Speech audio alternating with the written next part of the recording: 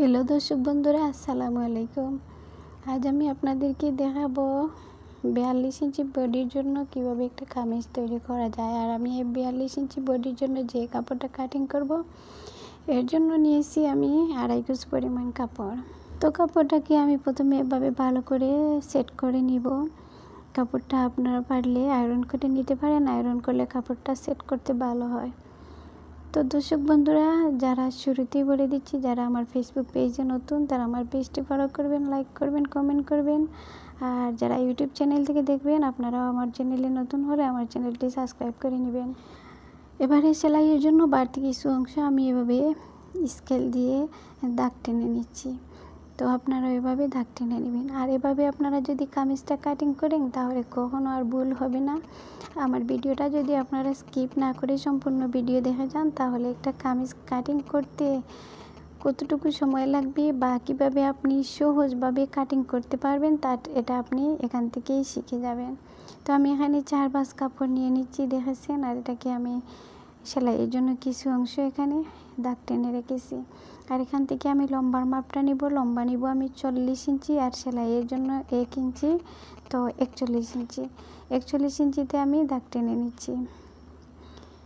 41 ইঞ্চিতে আমি দাগ টেনে নিয়ে এখানে আমি স্কেল দিয়ে আবারও লম্বা করে দাগ টেনে নেব। তো দর্শক বন্ধুরা, আবারও বলছি যে আমার ভিডিওটা যদি স্কিপ না করে আপনারা ভালো করে সম্পূর্ণ ভিডিওটা দেখেন, তাহলে 42 ইঞ্চি বডির জন্য কীভাবে একটা কামিজ কাটিং করতে হয় সেটা আপনারা শিখতে খুব সহজভাবে শিখে যাবেন। এবারে আমি লম্বার মাপ নেওয়া শেষ হয়ে গেছে। আমি নিব শোল্ডারের মাপ, আর শোল্ডারটা নিয়ে নিচ্ছি, যেহেতু 42 ইঞ্চি বডি, তো আমি নিয়ে নিচ্ছি 7 ইঞ্চি। তো 7 ইঞ্চিতে নিয়ে নিচ্ছি আমি একটা দাগ টেনে নিচ্ছি। আর এখান থেকে আর্মহোলের জন্য আমি নিয়ে নিচ্ছি 6 ইঞ্চি। তো এরগুলোও আমি এবারে স্কেল বসিয়ে আমি দাগ টেনে নেব।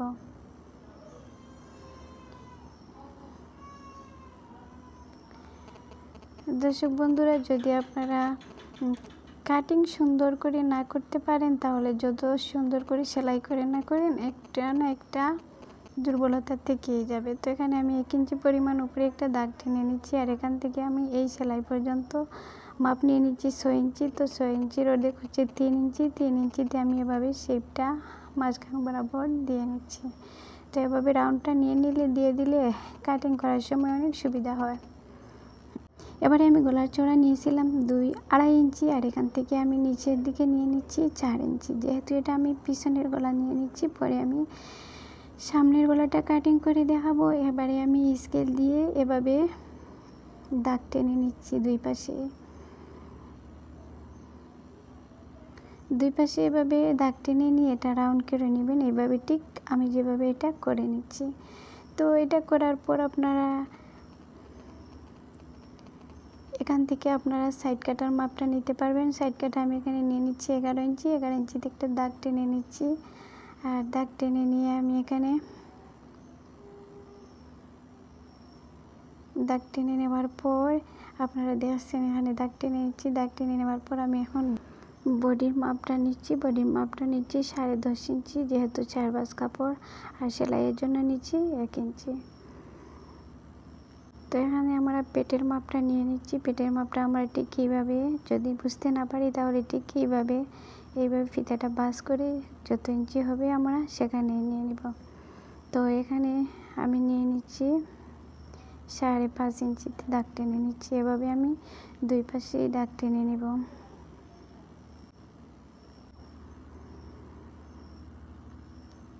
তো এবারে আমি পেটের মাপটা নিয়ে নিব। পেটের মাপটা নিয়ে নিচ্ছি আমি 36 ইঞ্চি।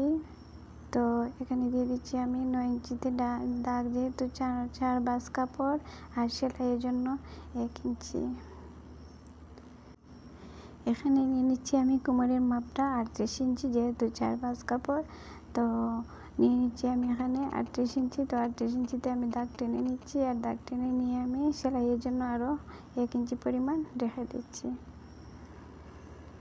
এবারে আমরা সুন্দর করে এভাবে স্কেলটা ধরে, দেখেছেন তো, এভাবে আমরা এখান থেকে স্কেলটা ধরার আগে কি করব, ওই নিচের মাপটা নিয়ে নেব। নিচের মাপটা নিয়ে নিচ্ছি আমি এখানে নিয়ে নিচ্ছি 38 ইঞ্চি।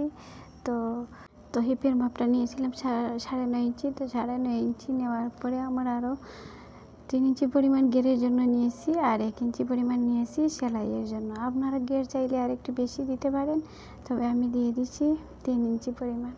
তো এবারে স্কেলটাকে আমি বসিয়ে এখান থেকে এভাবে দাগগুলো টেনে নিচ্ছি। তো আপনারাও একটু সুন্দর করে দাগটা টেনে নেবেন, কারণ আমার মার্কার চোখটা একদম ছোটো হয়ে গেছে, যাতে মার্ক করতে একটু কষ্ট হচ্ছে, যাতে ছোট্ট অংশ ধরা যাচ্ছে না। তো স্কেলটাকে ঠিক এইভাবে বসিয়ে আপনারা নিচের গেরের অংশটা এভাবে স্কেল দিয়ে বসিয়ে মার্ক টেনে নেবেন। তো দর্শক বন্ধুরা, আবারও বলছি, যারা ফেসবুক পেজ থেকে দেখবেন, নতুন হলে আমার পেজটি ফলো করবেন, লাইক করবেন, কমেন্ট করবেন, শেয়ার করবেন। আর ইউটিউব চ্যানেল থেকে যারা দেখবেন, নতুন হলে আমার চ্যানেলটি সাবস্ক্রাইব করে নেবেন। এখানে আমরা কামিজের কোণাগুলো যাতে নিচের দিকে ঝুলে না যায়, সেজন্য আমরা 1 ইঞ্চি পরিমাণ বা 1/2 ইঞ্চি পরিমাণ কাপড় এভাবে রেখে স্কেল দিয়ে মার্ক করে নিচ্ছি। মার্ক করে নেওয়ার পর আমরা এভাবে এটাকে কাটিং করে নেব। তো এবারে আমি কাটিংটা করে নিচ্ছি, দেখছেন কাটিংটা করে নিচ্ছি।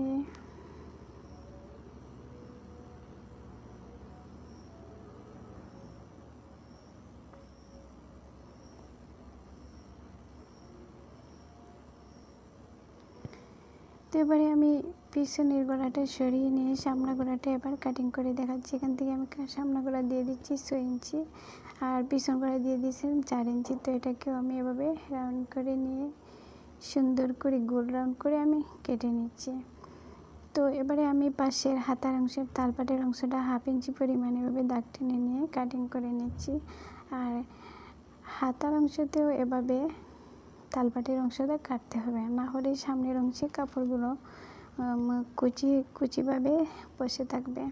তো এভাবে আরমোল কাটার পর আমরা যে বাড়তি অংশ থাকে, সেই অংশটাকে আমরা গলার পট্টিটা বের করে নেব। তো অনেক ভিডিওতেও আমি দেখাচ্ছি, এটাতেও আমি এভাবে দেখাচ্ছি অল্প কাপড়ে কীভাবে গলার পট্টিটা আমরা বের করে নিতে পারি। এখানে 4 ভাঁজ কাপড় আছে, একসাথে 2 গলাই কেটে নিচ্ছি। পরে আমরা ছোটো গলার জন্য কিছু অংশ কেটে ফেলে দেব।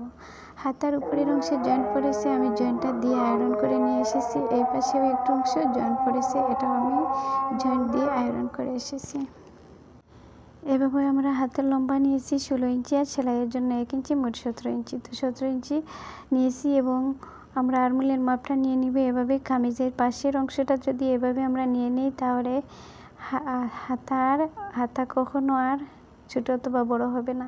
এখানে আমরা 3 ইঞ্চি উপরে, নিচ থেকে আমরা 3 ইঞ্চি উপরে একটা দাগ টেনে নিচ্ছি। দাগ টেনে নেওয়ার পর আমরা এভাবে মাপটা দিয়ে দিব। তো নিয়ে নিচ্ছি হাতার অংশ, আরমোল মানে হাতার অংশ নিয়ে নিচ্ছি 10 ইঞ্চি এবং সেলাইয়ের জন্য নিয়ে নিচ্ছি আরও 1 ইঞ্চি, মোট 11 ইঞ্চি। তো এবারে আমরা সেলাই করার সময় কখনো আর বাড়তি কাপড় হবে না অথবা কমও হবে না। তো এখানে আমরা হাতের মুহুরিটা নিয়ে নিচ্ছি 5 ইঞ্চি আর সেলাইয়ের জন্য 1 ইঞ্চি, মোট 6 ইঞ্চি। তো এবারে আমরা স্কেলটাকে ঠিক এইভাবে ঘুরিয়ে আমরা রাউন্ড শেপটা দিয়ে দেব। এভাবে ধরে আমরা আস্তে আস্তে স্কেলটাকে এইভাবে মুড়িয়ে নিয়ে শেপটা দিয়ে দেব। শেপটা দেওয়ার পর এবারে আমরা কাটিং করে বাড়তি অংশটা কেটে ফেলে দিচ্ছি। তো এখানে আমরা এক পাশ নিয়ে নিব, আমরা এদিকে আমরা উপরের এক অংশ দিয়ে দিব, আমরা বাইটের এক অংশ দিয়ে দিব উপরে, আর এপাশের বাইটের অংশ দিয়ে দিব নিচের দিকে দিয়ে দিলে আমরা এভাবে যখন আমরা তালপাট কাটবো, কাটার পর তাহলে আর কোনো সমস্যা হবে না। এখানে আমরা 1/2 ইঞ্চি পরিমাণ কাপড় তালপাটের জন্য কেটে দিলাম। তো দর্শক বন্ধুরা, আমার এই ভিডিওটা কেমন লাগলো কমেন্ট করে জানাতে বলবেন না। ভালো থাকেন, সুস্থ থাকেন সবাই, খুদা হাফেজ।